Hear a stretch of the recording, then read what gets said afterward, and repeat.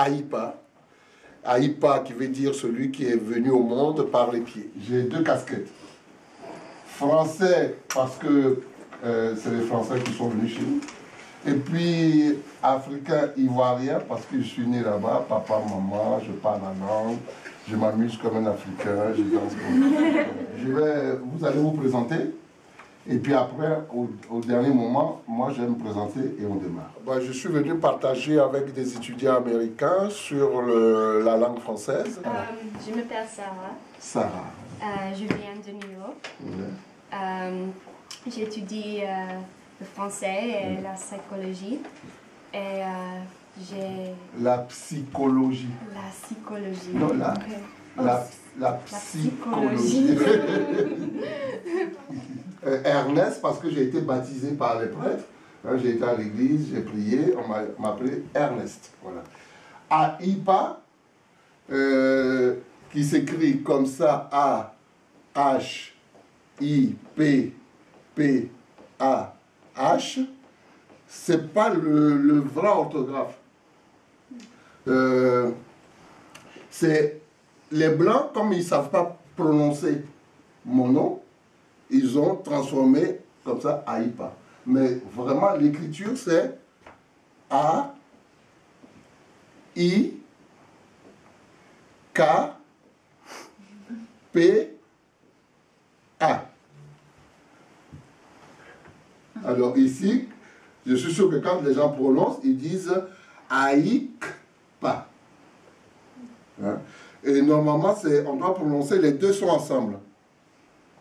On doit prononcer, bon, je suis sorti, et chez nous, qui que tu sois, dès que tu nais avec les pieds devant, tu t'appelles Aïkba. Dans d'autres régions de Côte d'Ivoire, tout à l'heure je vous en parlerai, si tu nais un lundi, tu vas t'appeler lundi. Si tu nais un vendredi, tu vas t'appeler vendredi.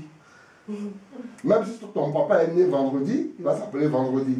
Et si toi tu nais vendredi, tu seras vendredi, fils de vendredi.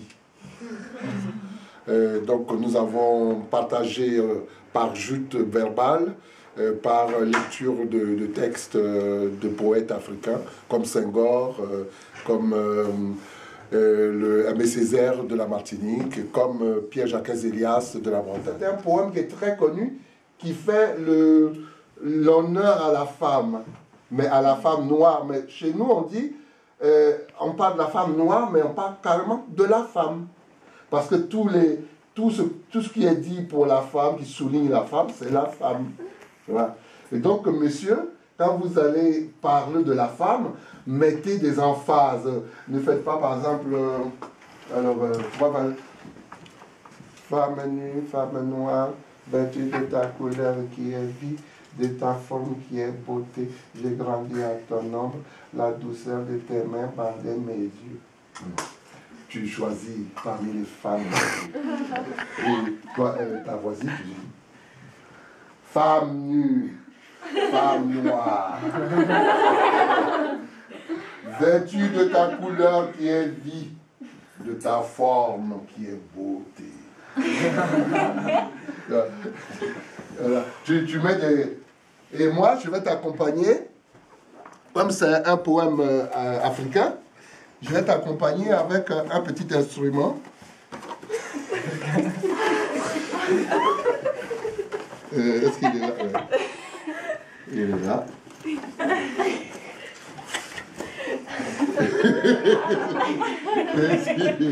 À partir des textes de ces auteurs-là, nous prolongeons notre connaissance sur la littérature africaine et aussi pour magnifier la langue française par des bonnes prononciations. Femme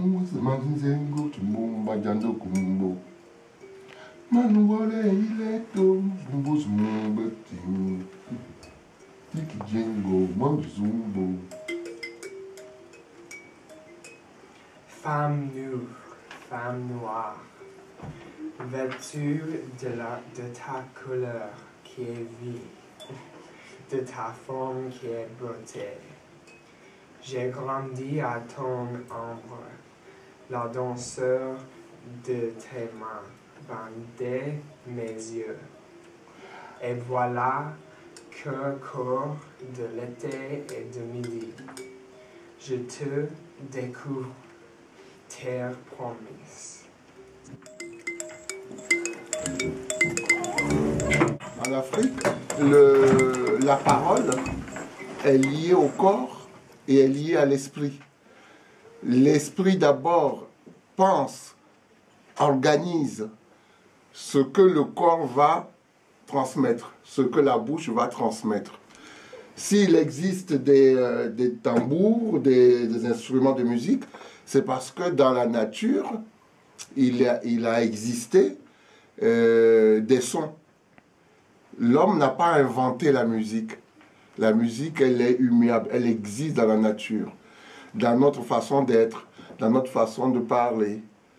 Donc, puisqu'aujourd'hui et depuis hier, on est là pour magnifier la parole, hein, la belle lettre, la belle prononciation, tu vois. Toutes ces choses-là sont en nous.